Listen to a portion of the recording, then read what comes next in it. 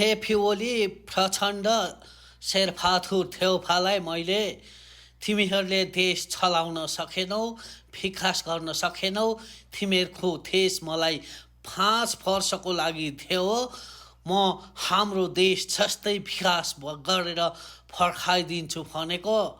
उनीहरूले त तिम्रो देश चाहिँ हामीलाई थियो, 2 वर्षमा अमेरिकालाई हामी नेपाल जस्तै बनाएर फर्काइदिन्छौँ भन्छन् है। कस्ता चाहिँ औथारीहरू रहेछन् यार। अनि यस्तो नेताहरू भएपछि कहाँबाट देश उँभो लाग्छ? नेपाली जनताले सुख पाउँछन्?